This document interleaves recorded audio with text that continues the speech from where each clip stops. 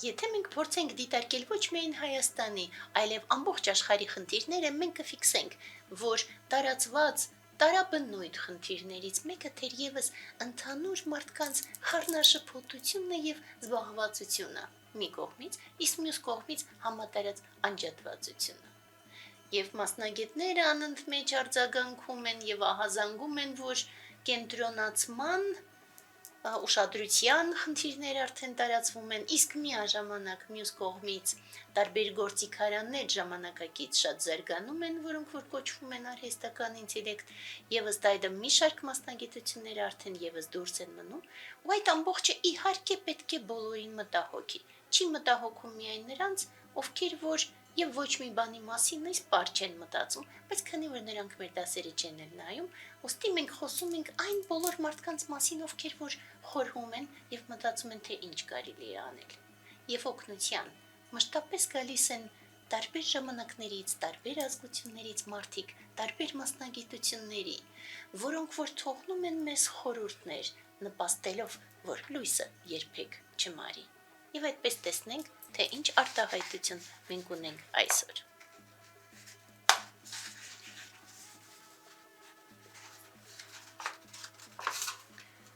Անօգուտ ոչնչով մի զբաղվեք։ Միյամոտո Մուսաշի, ճապոնացի սուսերամարտի հզոր վարպետ, Ճապոնիայի կարևոր խորհրդանիշերից մեկը, հանրահայտ մարտիկ, որը բազում մենամարտերում եւ ոչ մի անգամ չի պարտվել։ Եղել է նաեւ ռազմավար, փիլիսոփա, բանաստեղծ, քանդակագործ, նկարիչ։ Սրի սրբին, ինչպես անվանում են նրան Ճապոնիայում, նվիրված են բազում գրքեր ու կինոնկարներ։ Դարեր շարունակ ուսումնասիրվում է նրա կենսագրությունն ու փիլիսոփայությունը, իսկ նրա երկու ռազմավարական փիլիսոփայական գրքերը թարգմանված են աշխարհի բազում լեզուներով։ Մեծն Միյամոտո Մուսաշի այս արտահայտությունը հիանալի է։ Այն պատկանում է այն հին իր ընդհանուր խորհուրդների, որ ինքը թողել էր ժամանակին, եւ մենք այդ խորհուրդներին բարբերաբար նորից եւ նորից իհարկե կանդրադառնանք, իսկ այս խորհուրդը թվում է, որ շատ պարզ է։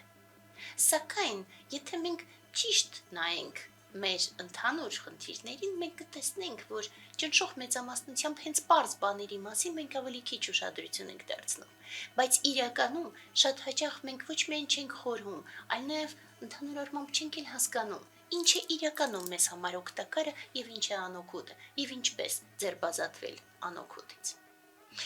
Եվ այդպես եկեք դիտարկենք, երբ որ մենք ենք մտածում ինչպես ենք սահմանում, մենք շատ պարզ սահմանում ունենք ուսմունքից բխող։ Մենք ասում ենք ցանկացած բան,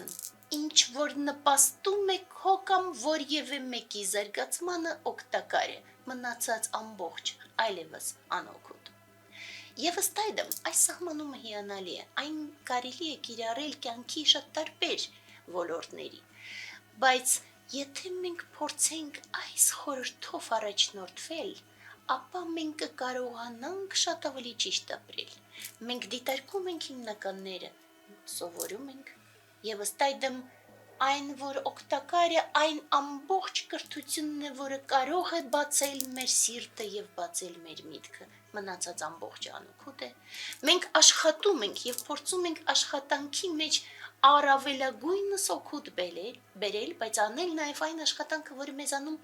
որը մեզ համար ամենահեշտն է եւ ամենալավ է ստացվում մեզ համար։ Ու նաեւ խուսափում ենք այն ամբողջից, որը որ չի բերում օգուտ աշխարհին եւ մեզ համար եւս ուրախություն բերող չէ։ Երբ որ դիտարկում ենք մնացած տարրերը, մենք կարող ենք դիտարկել քունը եւ հաց ուտելը ու ուտում ենք եւ քնում ենք այնքան, ինչքան մեզ իրականում հենց անհրաժեշտ է։ Մենք դիտարկում ենք մարզանքը կամ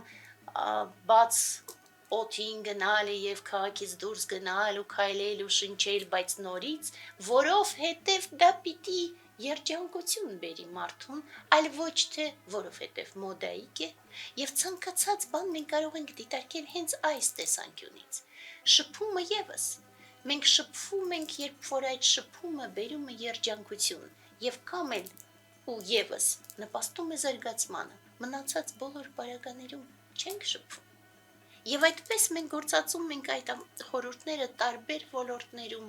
տարբեր ձևերով եւ այս կերպ Մենք տեսնում ենք, թե ինչպես ենք մենք շատ ու շատ ժամանակ ազատում ու շատ էներգիա ազատում եւս։ Եվ այդ ժամանակ նոր տեսնում ենք, որ մենք շատ ավելի սրտանց կարողանում ենք զգալ, շատ ավելի լայն մտքով կարողանում ենք մտածել ու շատ ավելի մեծ օգուտ կարողանում ենք բերել այս աշխարհին, որպեսզի լույսը երբեք չմարի։